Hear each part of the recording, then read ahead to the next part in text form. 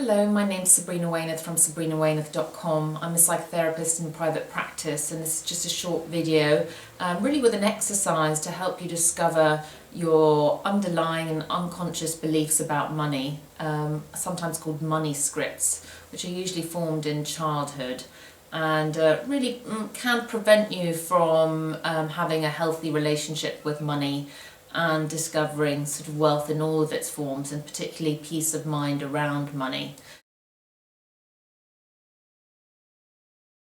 So whilst we're not saying that the money itself is irrelevant, the relationship you have with money is actually probably the biggest determinant of whether you're going to find any sort of peace around your financial situation. So you may have noticed there are people that you know who really don't have a huge income or haven't inherited a huge amount of money, but they always seem to have enough. They lead a full life, they do the things they want to do, they live in a place that they like, and they spend time with the people they want to spend time with.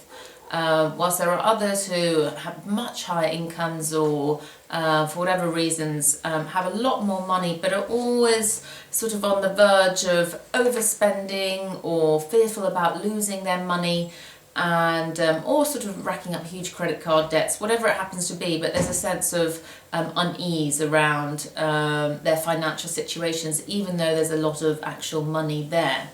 And usually these kind of different situations, like the reasons they're different is because people actually hold very different attitudes or beliefs or stories about money. And there have actually been statistics that show after any kind of windfall, after 7 years, the person is likely to be at the same economic level as they were before the windfall. And that's hugely determined by people's attitudes to money or their money scripts, which usually start very early on.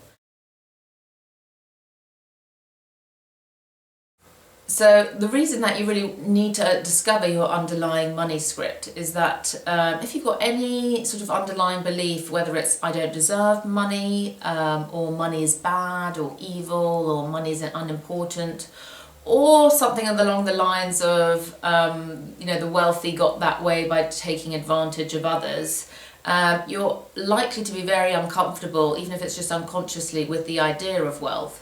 And therefore it's going to be hard to actually be wealthy, as in often people will unconsciously find ways of not attracting money, or if they do attract it, finding ways to lose it or spend it foolishly, or basically just get rid of it so that they don't have money, so that they don't go against sort of one of these unconscious fundamental beliefs.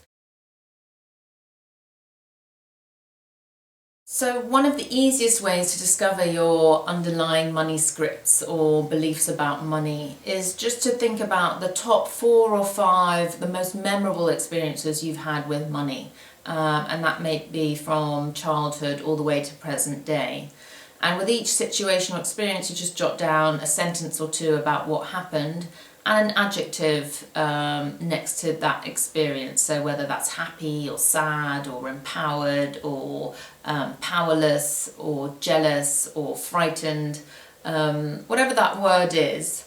And then once you've written 4 or 5 experiences that sort of feel like they're the core ones, you just want to read those over and then sort of say, okay, from my experiences, 2 sentences that sum up my experiences with money would be, and you'd write 1 or 2 sentences, or another way of phrasing it, and the moral of the story is. And then you just sort of get a general sense of 1 or 2 sentences that sort of sum up your beliefs about money based on those early or not so early experiences. And you just want to see to what degree, what you get out of that, and to what degree those money scripts are true. Because sometimes they are actually true in certain circumstances, but not across the board. So one might be, it's dangerous to take any risk or invest your money. Now in certain circumstances that may be true. But you can see if you go through life always attached to that, it's dangerous to take any risk or invest your money, you're likely just to have your money in your bank account and inflation is going to take over. So you just want to write down whatever that money script is. It may be linked to, if you, let's say, had a father who had the money, was the breadwinner, and a mother who never had any money, or had to ask for the money. There may be a money script in there around, men have money and women get money through men. So sort of very sort of simple ones. I've written actually a blog post on this with probably the core or the most common money scripts at sabrinaweymouth.com, so do check that out if you're stuck.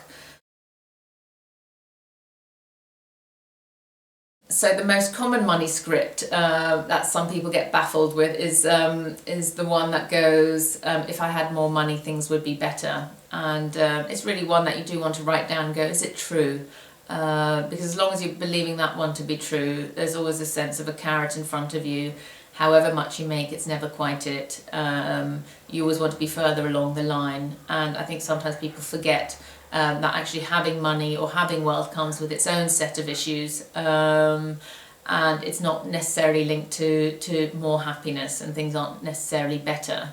And a Time poll actually conducted a poll in 2004 and showed that there was a direct correlation between money and happiness up to an income of $50,000, which is around £32,000.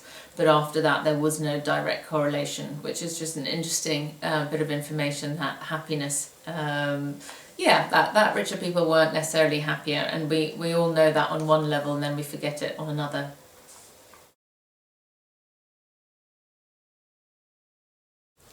So I hope that's been helpful. If you get stuck with discovering your money script, I've actually written a blog post on this on my website sabrinaweymouth.com, so do feel free to check that out, and thank you as ever for watching.